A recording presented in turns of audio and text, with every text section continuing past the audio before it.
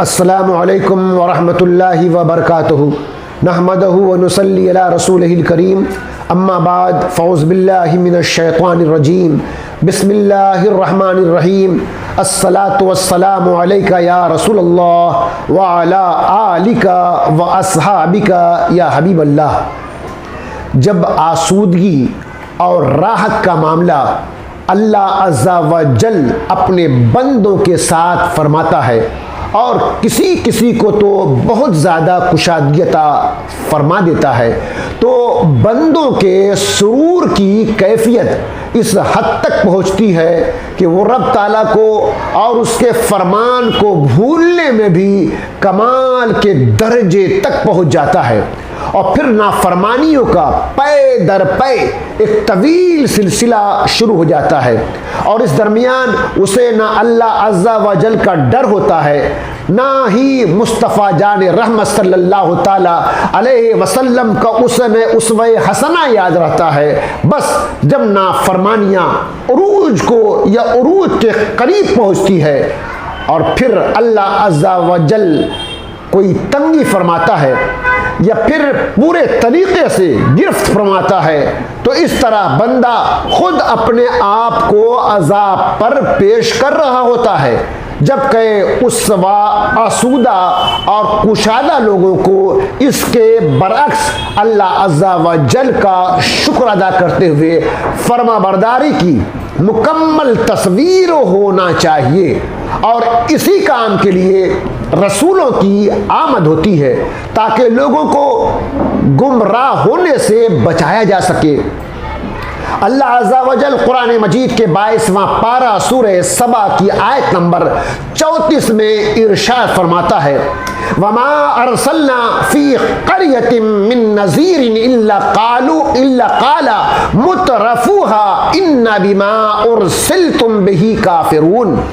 और हमने जब कभी किसी शहर में कोई डर सुनाने वाला भेजा, वहाँ के आसूदों ने, राहत पाने वालों ने यही कहा कि तुम जो लेकर भेजे गए हम उसके मुनकिर हैं, हम वो नहीं मानते। वमा अरसलना फी क़रयतिन मिन नज़ीर, जब कभी किसी शहर में कोई डर सुनाने वाला भेजा।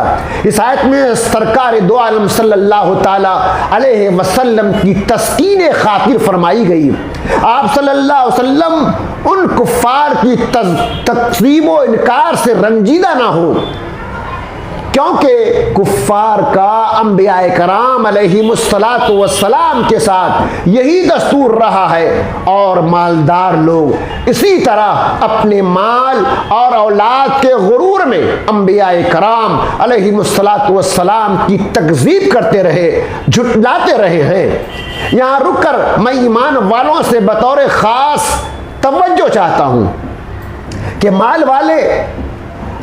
माल और औलाद के नशे में ज़माने कदीम से ही नबियों रसूलों की भी यानी हक की तकज़ीब करते रहे हैं। ये कुफ़ार थे और इसको बयान करने का मकसद ही ये है कि ईमान वाले इससे इबरत हासिल करें, चूँकि माल और औलाद की कसरत ईमान में रुकावट पैदा करने का ज़रिया बन सकते हैं। इस तरह की बात मुशाहिदा में आती है कि माल वाले लोग उलमा और मशाइख और अहकाम शरीयत को अपने माल के ज़रिए मरगूब करने की या अपने चाहत के तबार से तब्दीली लाने की कोशिश कर रहे होते, और जब उलमाए हक और मशाइख दौलतमंदों से मुताअस्सिर नहीं होते तो फिर उनकी अकीदत व मोहब्बत मजरूह होने लगती है।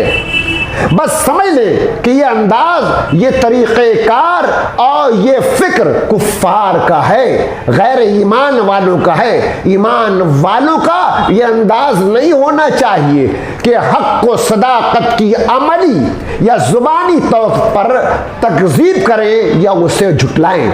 इस आयत का शान नुज़ूल ये है, दो शख्स तजारत में शरीक थे, पार्टनर थे, उनमें से एक मुल्क शाम को गया और एक मक्का मुकर्रमा में रहा। जब नबी करीम सल्लल्लाहु ताला अलैहि वसल्लम ने ऐलान नबुव्वत फरमाया और उसने मुल्क शाम में हुजूर पुरनूर सल्लल्लाहु ताला अलैहि वसल्लम की खबर सुनी, तो अपने शरीक को, अपने पार्टनर को खत लिखा और उससे हुजूर अक़दस सल्लल्लाहु ताला अलैहि वसल्लम का तफसीली हाल दरियाफ्त किया।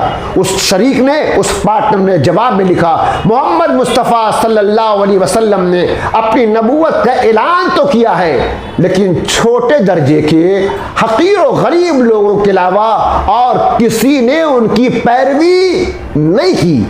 जब ये खत उसके पास पहुंचा तो अपने तिजारत की काम छोड़कर मक्का मुकर्रमा आया और आते ही अपने शरीक पार्टनर से कहा, मुझे सैयद आलम सल्लल्लाहु अलैहि वसल्लम का पता बताओ। पता मालूम करके वो शख्स हुजूर अकरम सल्लल्लाहु अलैहि वसल्लम की खिदमत में हाजिर हुआ और अर्ज की, आप सल्लल्लाहु अलैहि वसल्लम दुनिया को क्या दावत देते हैं और हमसे क्या चाहते हैं? रसूल करीम सल्लल्लाहु ताला अलैहि वसल्लम ने इरशाद फरमाया, बुत परस्ती छोड़कर एक अल्लाह ताला की इबादत करना। और आप सल्लल्लाहु ताला अलैहि वसल्लम ने इस्लाम के अहकाम उस पर जाहिर किए, बतलाए। ये बातें उसके दिल पर असर कर गई और वो शख्स पिछली किताबों का आलिम भी था। कहने लगा, मैं गवाही देता हूं आप सल्लल्लाहु ताला अलैहि वसल्लम बेशक अल्लाह ताला के रसूल हैं। हुजूर अक़दस सल्लल्लाहु अलैहि वसल्लम ने उससे फरमाया, तुमने ये कैसे जाना? उसने कहा, जब कभी कोई नबी भेजा गया, पहले छोटे दर्जे के गरीब लोग ही उसके ताबे हुए। ये सुन्नत इलाहिया हमेशा ही जारी रही है। इस पर ये आयत करीमा नाजिल हुई। इसमें हम लोगों के लिए कितना सबक है, कितनी इबरत की बात है। अल्लाह तबारक व तआला हम सबों को आका अलैहिस्सलातु वस्सलाम का मुती और फरमाबरदार बनाए। व आखिरु दावाना अल्हम्दुलिल्लाहि रब्बिल आलमीन।